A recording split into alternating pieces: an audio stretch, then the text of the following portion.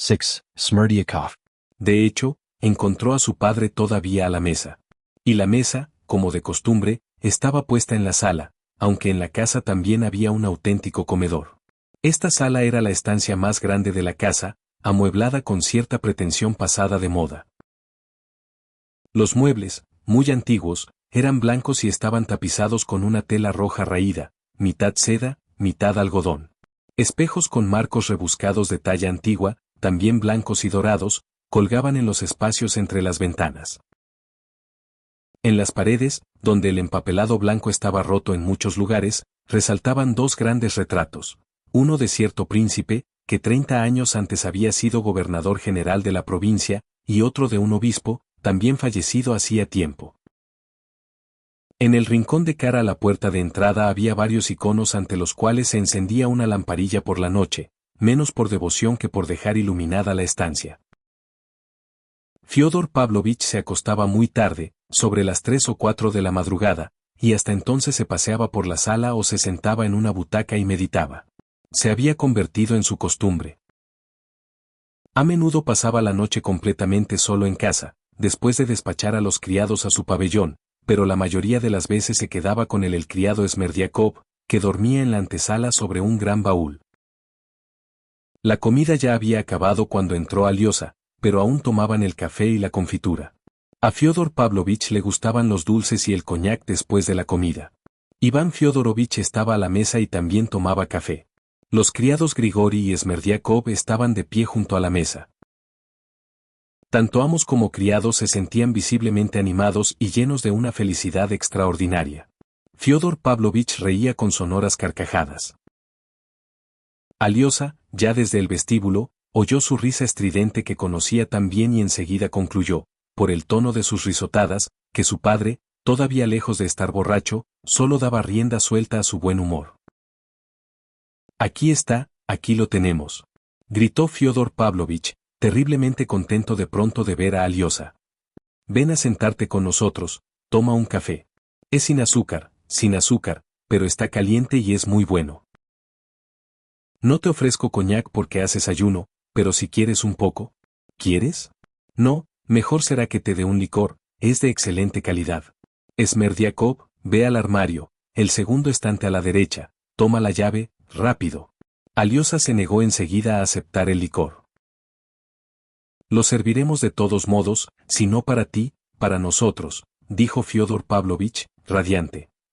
Pero espera, ¿has comido?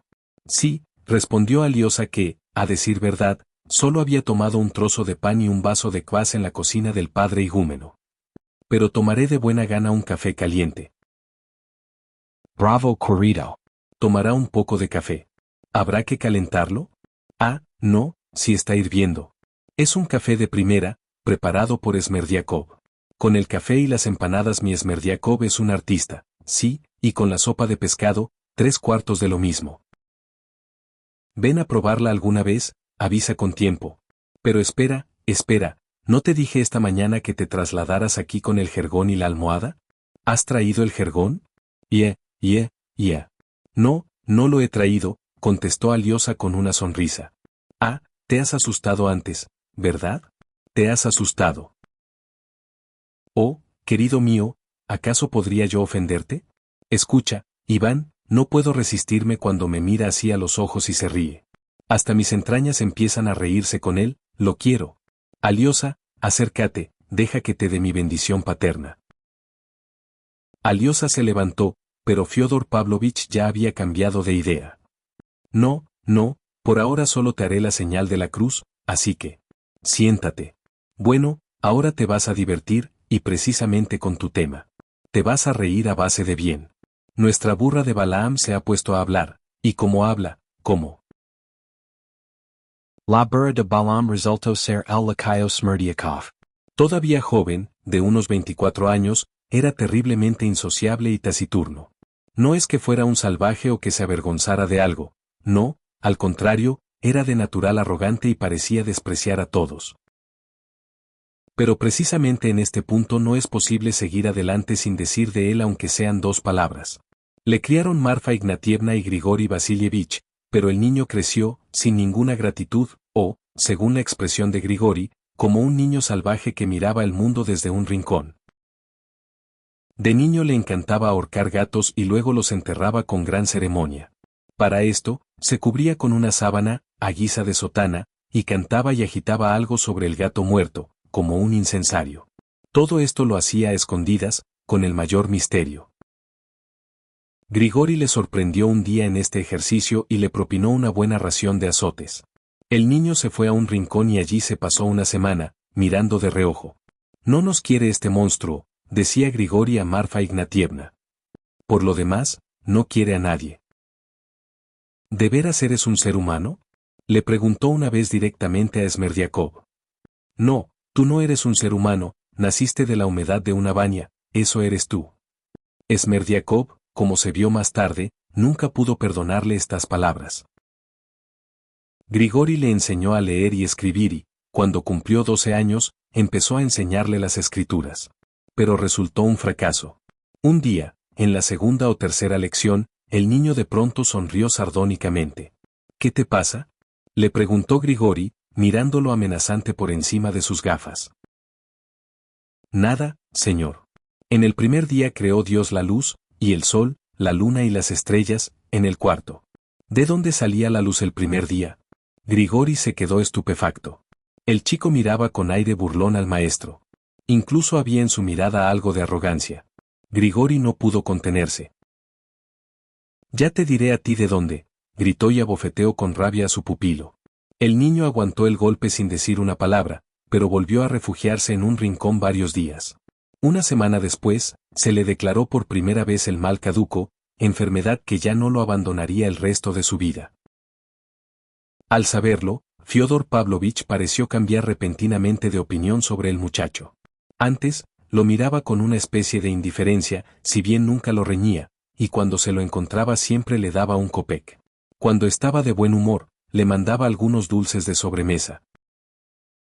Pero entonces, después de enterarse de la enfermedad, empezó a preocuparse decididamente por él, mandó llamar a un doctor, probaron un tratamiento, pero resultó que la cura no era posible.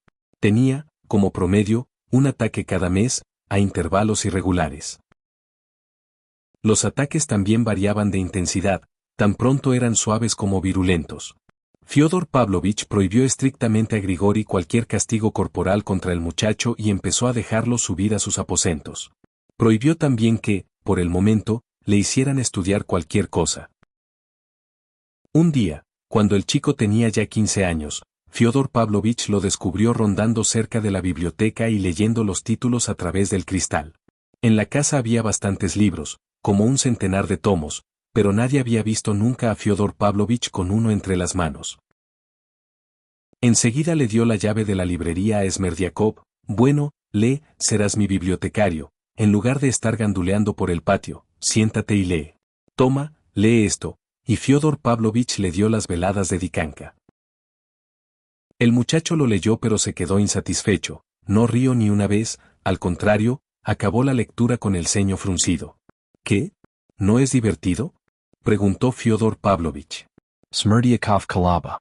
Respond, imbécile. «Todo lo que está escrito aquí son mentiras», masculló Smerdiakov con una sonrisa irónica. Vite al diablo, alma de lacayo. Espera, toma la historia universal de Smerdyakov. Aquí todo es verdad, lee.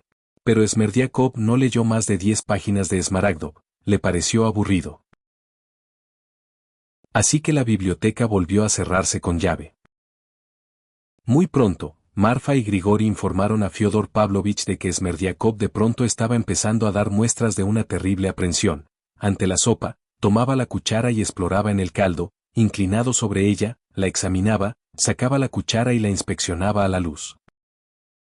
«¿Qué es, una cucaracha?», le preguntaba Grigori. «Quizá una mosca», observaba Marfa.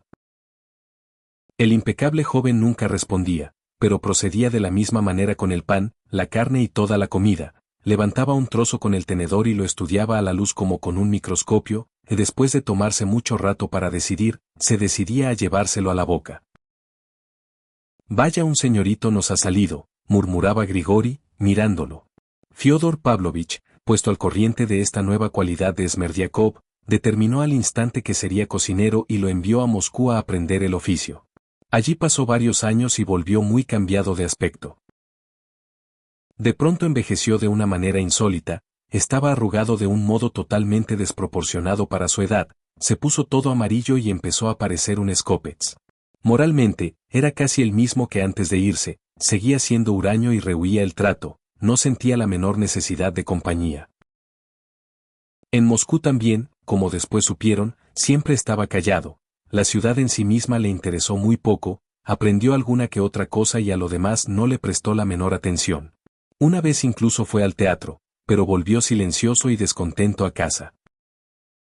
En cambio, regresó de Moscú muy bien vestido, con una levita limpia y ropa blanca, cepillaba su vestimenta escrupulosamente 2 veces al día sin falta y le encantaba lustrar sus botas elegantes, de piel de becerro, con un betún inglés especial, para que relucieran como un espejo. Como cocinero resultó excelente.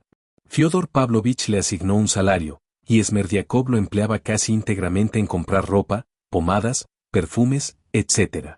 Parecía desdeñar al sexo femenino tanto como al masculino y se comportaba solemnemente, casi de modo inaccesible, con él. Fyodor Pavlovich empezó a mirarlo desde otro punto de vista. El caso es que sus ataques de mal caduco iban a más, y en esos días quien preparaba la comida era Marfa Ignatievna, lo que no le convenía de ningún modo. ¿Cómo es que ahora tienes ataques más a menudo?, preguntaba a veces, mirando de soslayo al nuevo cocinero y estudiando su rostro. Ojalá te casaras con alguien, ¿quieres que te busque mujer? Pero Smerdiakov, ante esos discursos, solo palidecía del enfado y no respondía nada. Fyodor Pavlovich se iba, dejándolo por imposible. Lo esencial es que estaba convencido de su honradez, de una vez por todas se había convencido de que nunca le cogería ni le robaría nada. Una vez Fyodor Pavlovich, ligeramente borracho, perdió en el patio de su casa, en el barro, 3 billetes de 100 rublos que acababa de recibir y no se dio cuenta hasta el día siguiente. Justo cuando se puso a rebuscar en los bolsillos de pronto vio los 3 billetes encima de la mesa. ¿De dónde habían salido? Smerdiakov los había recogido y llevado allí la víspera. Tipos como tú, hermano, no había visto nunca, dijo bruscamente Fyodor Pavlovich y le regaló 10 rublos.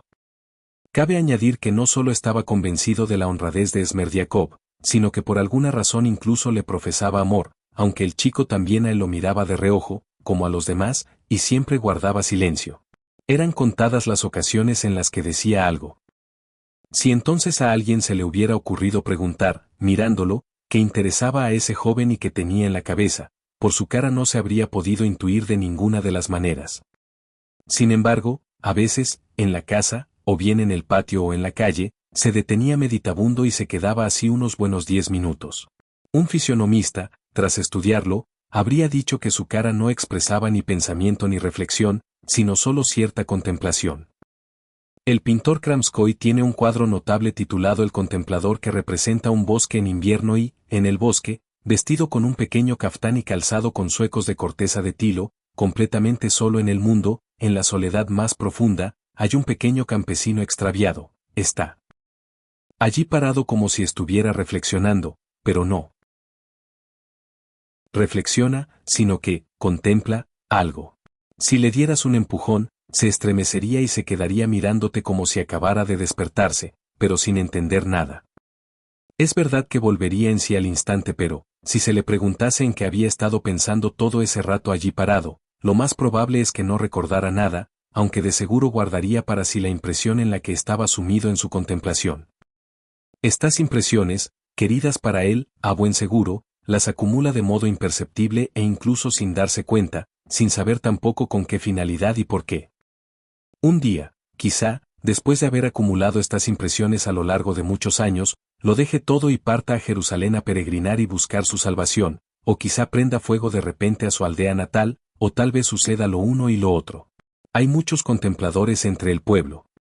Smerdiakov era sin duda uno de esos contempladores y él también iba acumulando impresiones con avidez, casi sin saber por qué.